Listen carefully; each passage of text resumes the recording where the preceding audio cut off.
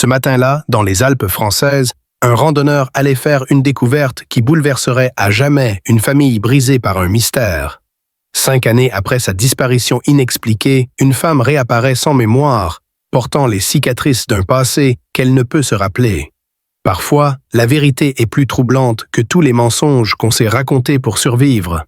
Si vous êtes prêts pour cette histoire de mystère, de manipulation et de révélation qui défie l'entendement, dites-nous dans les commentaires d'où vous regardez cette vidéo. Marc Durand, 34 ans, était agenouillé dans son jardin de Chambéry quand il vit sa fille de 8 ans, Léa, courir vers lui avec son téléphone à la main, le visage pâle et les yeux écarquillés. « Papa, il y a une dame au téléphone. Elle dit qu'elle est maman. » Les mots frappèrent Marc comme un coup de massue. Il lâcha sa bêche, ses mains tremblant tandis qu'il prenait le téléphone. « Allô? Marc ?» La voix était faible, incertaine, mais indéniablement familière. « C'est Sophie. Je ne sais pas où je suis. Je ne me souviens de rien. Aide-moi, s'il te plaît. » Sophie, sa femme, celle qui avait disparu par une froide matinée de janvier, il y a exactement 5 ans, en laissant derrière elle seulement sa voiture abandonnée près du lac du Bourget et des questions sans réponse. Celle que la police avait présumée morte après des mois de recherches infructueuses. Celle pour laquelle Marc avait organisé des funérailles sans corps. Celle qu'il pleurait encore chaque nuit en secret. « Sophie, où es-tu » Sa voix était à peine un murmure.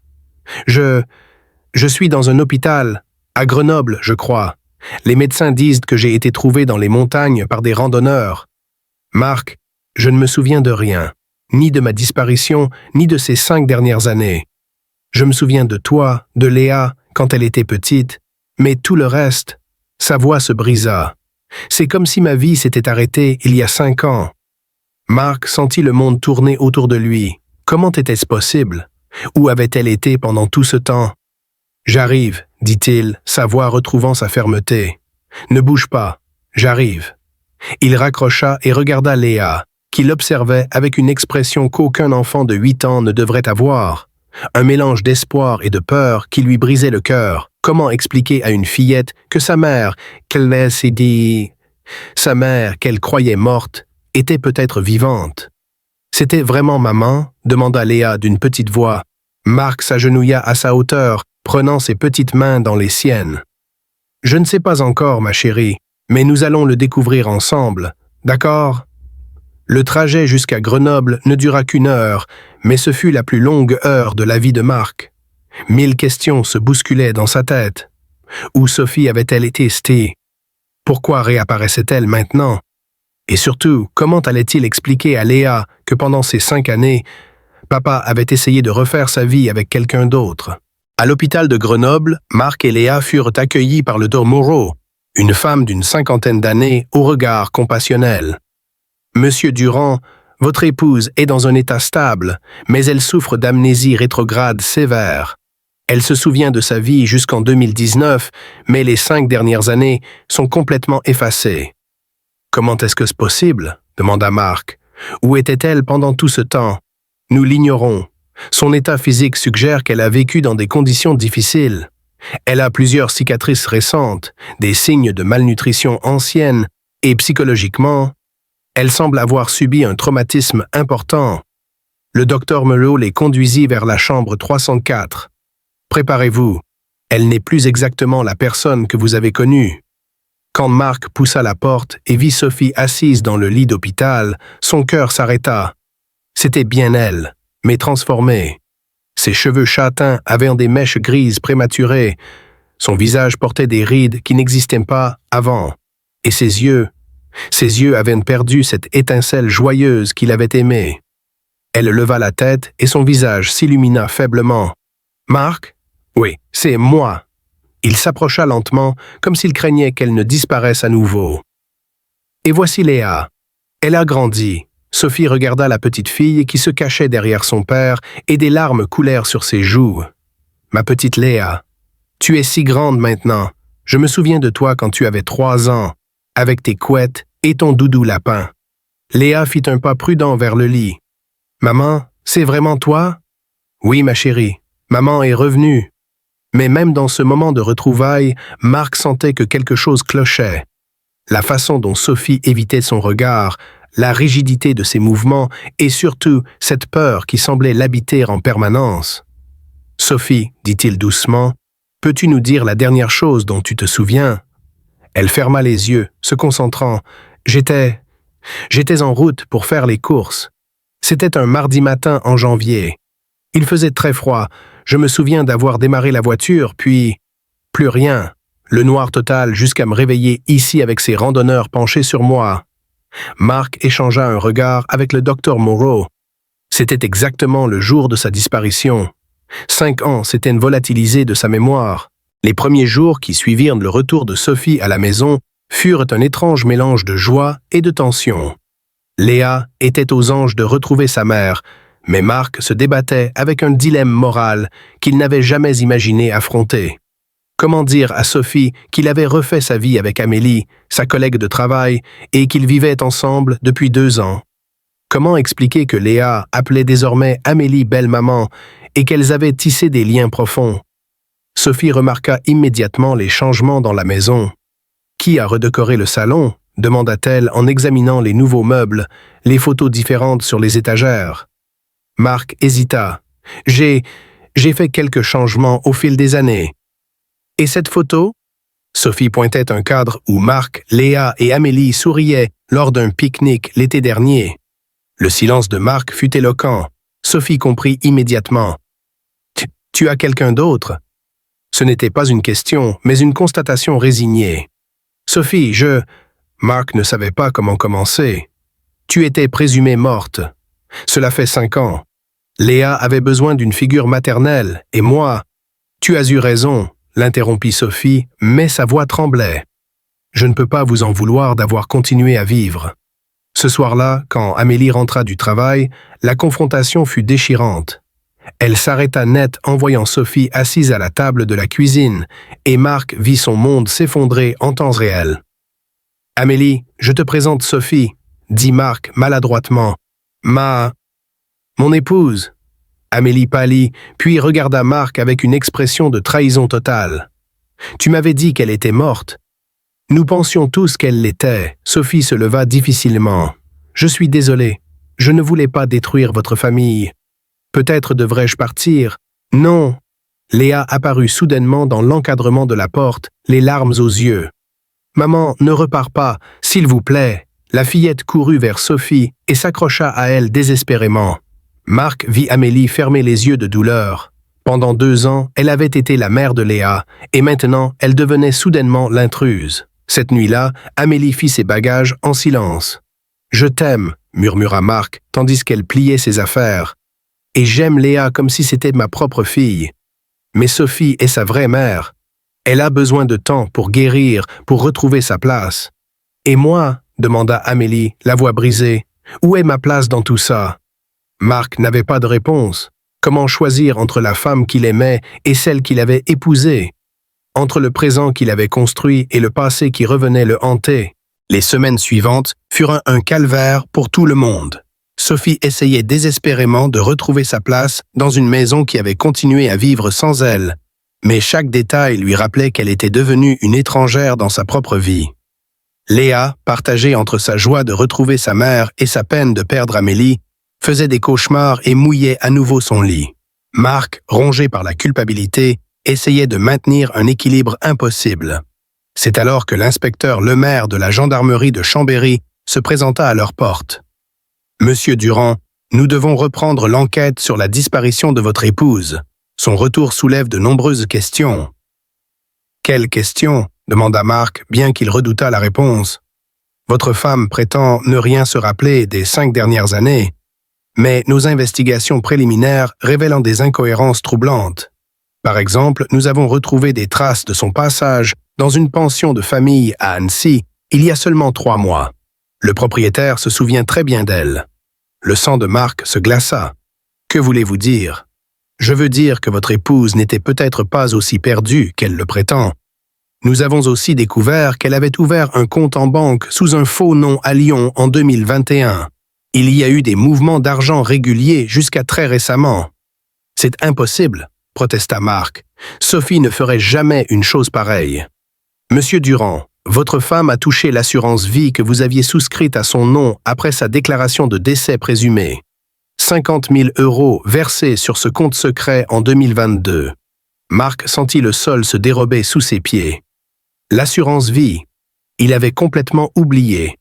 Après 7 ans de disparition, la compagnie avait finalement accepté de verser la somme qu'il avait utilisée pour les études de Léa et pour refaire sa vie avec Amélie.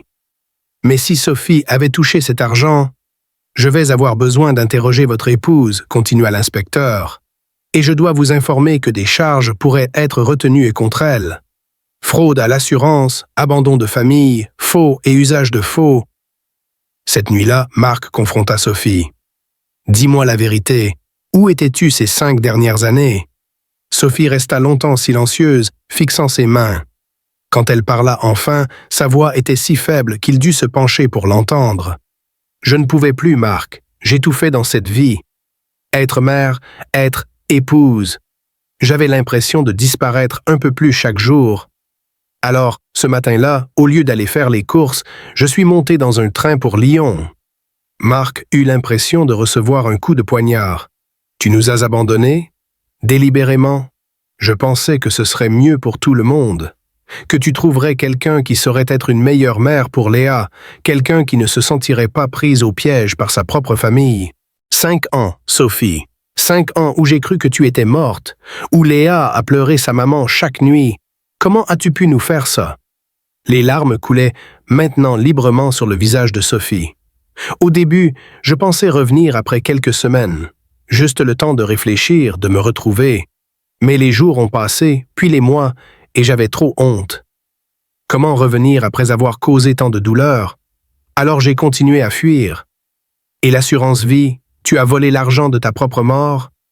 J'avais besoin de survivre. J'ai travaillé au noir, j'ai vécu dans des chambres minables, mais l'argent, c'était la seule façon de... » Marc la coupa. « Stop, arrête de mentir.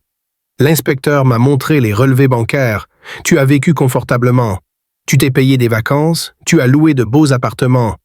Tu as vécu ta meilleure vie pendant que ta fille grandissait en croyant sa mère morte. » Le masque de Sophie tomba enfin. « Oui, j'ai vécu ma vie. Pour la première fois depuis des années. J'étais libre. Je pouvais faire ce que je voulais, quand je voulais, sans avoir à m'occuper des besoins de tout le monde avant les miens. Alors pourquoi être revenu? Pourquoi maintenant? » Sophie baissa la tête. « Parce que l'argent s'épuisait, et parce que j'ai appris par des connaissances communes que tu étais avec quelqu'un d'autre, que Léa avait une nouvelle maman. Ça m'a rendue folle de jalousie. » Marc la regarda avec dégoût. « Tu es revenu par jalousie?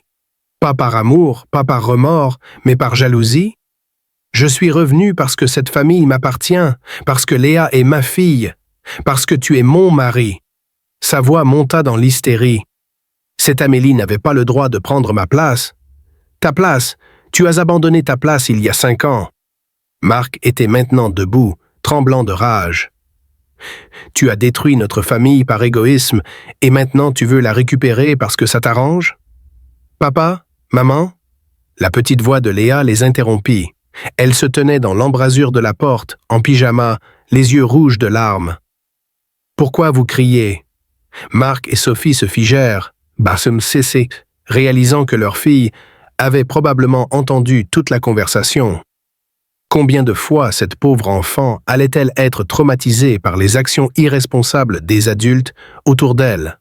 « Retourne te coucher, ma chérie, » dit Marc doucement. « Les parents parlent, c'est tout. »« Maman va encore partir ?» demanda Léa, sa voix se brisant. Sophie s'agenouilla devant sa fille, prenant ses petites mains dans les siennes. « Non, ma chérie, maman ne partira plus jamais. » Mais Marc vit le mensonge dans ses yeux. Sophie était incapable de tenir ses promesses.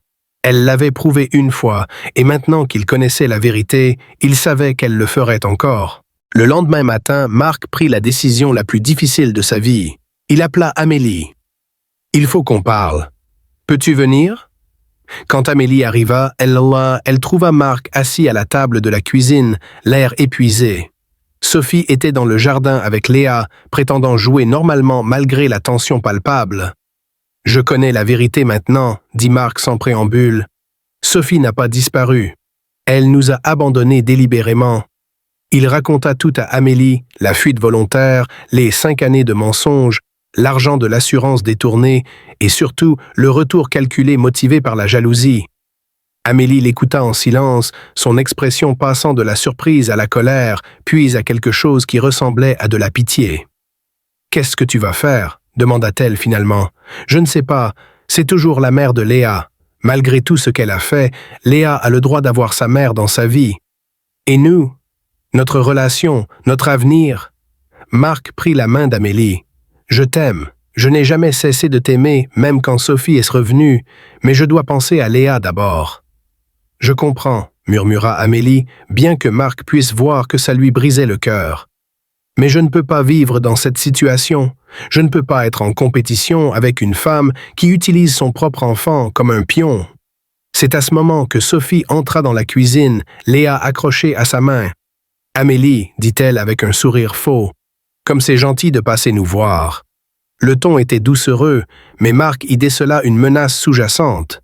« En fait, » continua Sophie, « j'aimerais te parler en privé. » Amélie regarda Marc qui hocha la tête. Les deux femmes sortirent sur la terrasse, laissant Marc seul avec Léa qui commençait à dessiner à la table. À travers la fenêtre, Marc vit Sophie parler avec animation tandis qu'Amélie l'écoutait, son visage devenant de plus en plus pâle. Puis il vit Amélie secouer vigoureusement la tête et Sophie saisir son bras avec force. Inquiet, Marc sortit pour entendre la fin de leur conversation. « Et si tu ne disparais pas de nos vies, je m'assure que Léa sache exactement quel genre de femme essaie de séparer une famille, » disait Sophie d'une voix sifflante. « Tu vas lui dire que tu as séduit son père pendant que sa mère était soi-disant morte. Tu vas expliquer à une enfant de 8 ans que tu es la raison pour laquelle ses parents ne peuvent pas se réconcilier. »« Sophie, arrête !» intervint Marc. « Laisse Amélie tranquille. » « Non, Marc, il faut qu'elle comprenne. Cette famille était brisée, mais maintenant, nous pouvons la réparer. Nous pouvons redevenir heureux comme avant. » « Comme avant ?» Marc éclata d'un rire amer. « Tu veux dire comme quand tu étouffais et que tu rêvais de nous fuir? Ça, c'est ton idée du bonheur ?» Cette nuit-là, Marc ne dormit pas. Il réfléchissait à toutes les options, tous les scénarios possibles. Comment protéger Léa de cette guerre d'adultes? Comment faire le bon choix entre l'amour qu'il portait à Amélie et le devoir qu'il ressentait envers sa fille? À 3 heures du matin, il entendit du bruit dans la cuisine. Il descendit et trouva Sophie en train de faire ses bagages discrètement, essayant visiblement de ne réveiller personne. « Tu repars ?» demanda-t-il. Sophie sursauta, puis baissa la tête honteusement. « Je ne peux pas rester, Marc. Je ne suis pas faite pour ça. J'ai essayé de me convaincre que je pouvais redevenir mère et épouse, mais je ne peux pas. Cette vie me fait encore étouffer. Et Léa, tu vas encore l'abandonner? Elle est mieux avec toi, avec vous deux. J'ai vu comment Amélie la regarde, comme elle prend soin d'elle. Elle l'aime vraiment, pas moi. Moi, je ne fais que jouer un rôle. » Pour la première fois depuis son retour, Sophie semblait sincère. « Où vas-tu aller? »« Je ne sais pas. Loin d'ici, je vais me rendre à la police d'abord, avouer pour l'argent de l'assurance. Je rembourserai ce que je peux. » Elle leva les yeux vers lui. « Marc, je suis désolé. Pour tout, tu méritais mieux, et Léa aussi. Pourquoi ne pas avoir dit la vérité dès le début? Pourquoi avoir fait semblant d'avoir perdu la mémoire? Parce que j'avais honte, parce que je pensais que si vous croyiez que j'étais victime plutôt que coupable, vous pourriez me pardonner plus facilement. » Elle essuya ses larmes. « Mais je me rends compte maintenant que certaines choses sont impardonnables. » Le lendemain matin, Léa chercha sa mère partout dans la maison. « Maman? Où elle est, maman? » Marc s'agenouilla devant sa fille et lui expliqua avec des mots simples que maman avait dû repartir, mais que cette fois, ce n'était pas de sa faute. Que parfois, les adultes font des erreurs et qu'il faut du temps pour les réparer. « Elle reviendra ?» demanda Léa, les yeux pleins de larmes. « Je ne sais pas, ma chérie, mais tu as encore papa qui t'aime plus que tout au monde. »« Et Amélie? Elle peut revenir, Amélie ?» Marc sourit à travers ses propres larmes. « Oui, je crois qu'Amélie peut revenir. » 2 semaines plus tard, Marc reçut une lettre de Sophie. Elle avait avoué à la police et commençait une thérapie pour comprendre ses actions. Elle demandait s'il serait possible, un jour, d'avoir des nouvelles de Léa par lettre ou email, sans exiger de visite physique qui pourrait perturber l'enfant. Elle reconnaissait qu'Amélie était une meilleure mère qu'elle ne l'avait jamais été. 6 mois plus tard, la vie avait repris un cours plus paisible. Amélie était revenue, non pas immédiatement, mais progressivement, prenant le temps de reconstruire la confiance et de s'assurer que Léa comprenait la situation. L'enfant avait eu besoin de thérapie pour traiter l'abandon répété de sa mère biologique, mais avec l'amour patient de Marc et d'Amélie, elle commençait à guérir. Un soir, alors qu'ils regardaient tous les trois un film sur le canapé, Léa leva la tête vers Amélie. « Tu ne partiras jamais, hein ?» demanda-t-elle avec cette vulnérabilité qui brisait encore le cœur de Marc. « Jamais », promit Amélie en serrant la petite fille contre elle. « Même si papa fait des bêtises, même si tu es casse-pied, même si on se dispute, les vraies familles restent ensemble dans les moments difficiles. Comme nous maintenant. Comme nous maintenant. » Marc regardait sa fille adoptive et sa compagne, réalisant que parfois les familles se forment de la manière la plus inattendue. Sophie avait raison sur une chose. Amélie aimait Léa d'un amour authentique, celui qu'on choisit plutôt que celui qu'on subit. Quelques semaines plus tard, il reçut un email de Sophie. Elle suivait toujours sa thérapie, travaillait comme serveuse dans un petit restaurant de montagne et commençait à comprendre ses propres démons. Elle demandait s'il serait possible d'envoyer une carte d'anniversaire à Léa, sans adresse de retour, juste pour que sa fille sache qu'elle pensait à elle. Marc montra l'email à Amélie, qui réfléchit longuement avant de répondre. « C'est à toi de décider.